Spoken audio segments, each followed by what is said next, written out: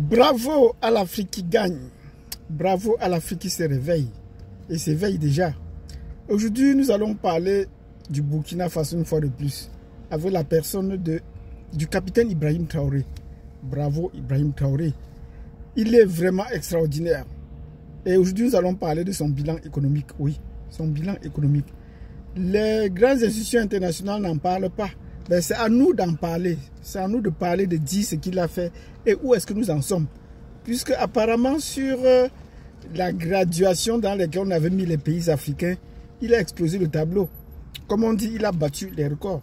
Mais on n'en parle pas. Et c'est de cela que nous allons voir dans cette vidéo. Donc, asseyez-vous confortablement. On va passer en revue un peu quelques aspects économiques, explosion économique du Burkina Faso ces derniers temps. Oui. Donc, mettez-nous des pouces déjà pour lui, pour Ibrahim Traoré. Mettez-nous des pouces pour lui. Il mérite des pouces. Des pouces et de nombreux pouces. Et pour cette vidéo, et partagez-la parce que c'est important que ça reste nos documents historiques. C'est important que ça reste nos documents historiques pour ceux qui sont encore sceptiques. Donc, si vous avez fait cela et que vous êtes déjà abonné, on entre dans le vif du sujet. Bilan économique d'Ibrahim Traoré après 2 ans. C'est extraordinaire. C'est époustouflant. Les records sont battus de part et d'autre. Donc le tableau a déjà explosé. D'après les institutions internationales, si on veut se calquer sur les institutions internationales. Mais malgré tout cela, il ne s'arrête pas. Il est encore en pleine course. L'écart est encore en train de se creuser. Le premier aspect, c'est l'autosuffisance alimentaire.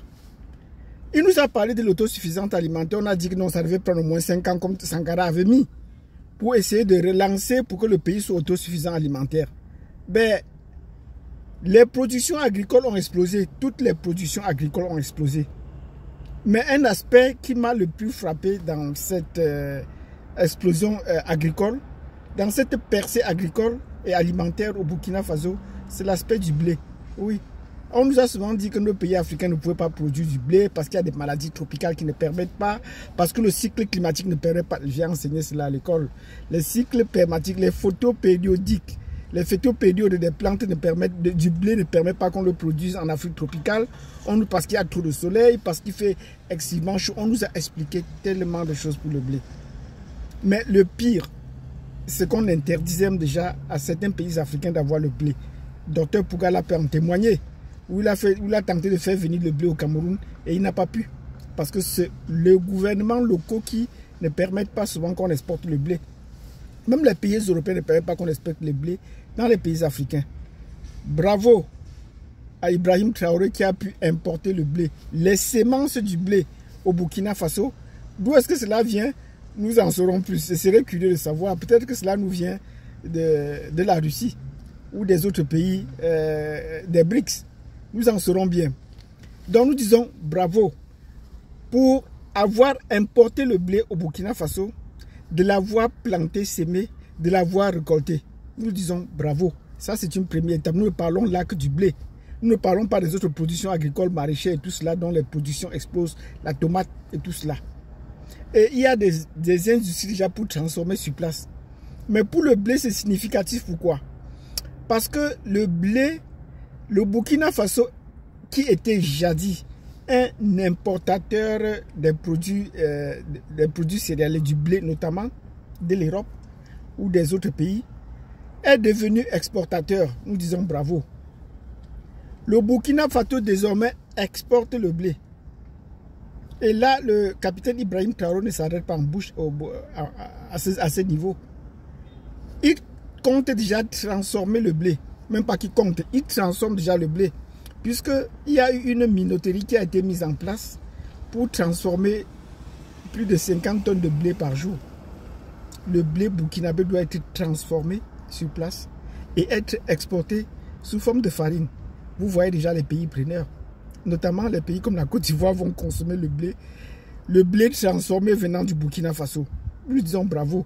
Donc, le Burkina Faso est passé d'importateur du blé à exportateur de blé, non pas seulement les produits, le grain, produit naturel, mais également un produit fini comme la farine de blé. Nous leur disons bravo. Ça, c'est un exploit qu'aucun autre pays d'Afrique subsaharienne n'a pu faire jusqu'à présent. Pourquoi?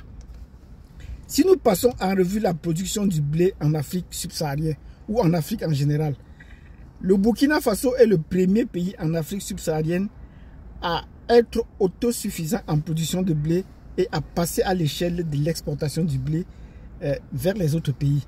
Nous leur disons bravo. Avant le Burkina Faso, il y avait un pays qu'on a appelé l'Éthiopie. Oui, l'Éthiopie, qui était dans les années 80 un pays famélique, un pays de faim, un pays où on disait que la famine était endémique dans ce pays à cause du désert et tout cela. Pourtant, ce n'est pas vrai. Parce que les Occidentaux, l'OTAN, bombardaient les nuages au-dessus de l'Éthiopie pour empêcher la pluie de tomber. Et pour mettre à genoux le gouvernement ou le peuple. Vous avez vu tout récemment, pour le cas des États-Unis, où il y a eu une explosion, où il y a eu des inondations dans le Texas. À qui est-ce qu'on a attribué cela? On a attribué cela à des scientifiques qui faisaient souvent cela pour faire pleuvoir. Parce qu'aux États-Unis, il y a le désert, mais on n'en parle pas trop. Mais il y a la rareté d'eau. C'est pour cela qu'ils guettent le Canada, parce que le Canada a un excédent d'eau. Il faudrait donc annexer le Canada pour cela. Mais le processus est encore en cours. Nous n'allons pas nous arrêter là. Mais nous faisons cette analogie pour vous dire que l'Éthiopie, qui était jadis un pays famélique, est devenue exportateur de blé depuis 2022 et a parcouru beaucoup de pays africains en Afrique subsaharienne pour leur marché de blé parce qu'ils préféraient exporter leur blé d'abord vers les pays africains et les soutenir. Ils n'ont pas oublié ceux qui les ont soutenus pendant les périodes de famine. Nous disons bravo à l'Éthiopie. Donc, le Burkina Faso ne va que dans cette lignée-là. Avant l'Éthiopie, un pays exportateur de céréales, de blé notamment, c'était l'Égypte. Et ils ont saisi cela pour prétexte que si l'Éthiopie construisait le barrage, ça pourrait impacter sa production agricole, notamment sa production de blé. Mais rien n'a été fait. Malchance pour eux, c'est que quand le barrage est fini et qu'on l'a rempli, il y a eu des inondations, des crues au niveau de la basse Égypte. Et ils n'ont pas pu trouver des raisons pour faire la guerre. Il y a eu des inondations depuis le Soudan jusqu'en Égypte. Et est-ce que cela a affecté leur position? Non. Voilà encore les mensonges de l'Occident, de l'OTAN, pour pouvoir nous abrutir. Donc le Burkina Faso, nous le disons bravo et merci. C'est un exemple à copier. Il ne faudrait pas que nous ayons honte de copier les bons exemples. Oui, n'ayons pas honte de copier les bons exemples. Bravo Ibrahim Traoré, bravo. Et il y a même les citoyens américains, natifs américains qui réclament déjà que leur président copie le modèle burkinabé. Le modèle burkinabé va s'exporter. Oui, il va s'exporter. Et de cela, nous le disons bravo et bravo et bravo encore. Si vous avez apprécié cette vidéo dans laquelle nous avons dit que le Burkina Faso a fait exploser les records économiques de son pays et on n'en parle pas. Et nous avons pris l'aspect agricole pour démontrer comment est-ce qu'il est passé d'importateur de blé à exportateur de blé et de blé transformé, de la farine de blé. Mettez-nous des pouces et non pouces. Partagez cette vidéo et au plaisir de vous revoir dans la prochaine vidéo sur les réveils des Africains et sur la montée en puissance des pays africains pour leur souveraineté politique et pour leur autosuffisance alimentaire et leur croissance économique, bref, pour leur développement. Merci d'avoir suivi cette vidéo jusqu'à la fin. Ciao.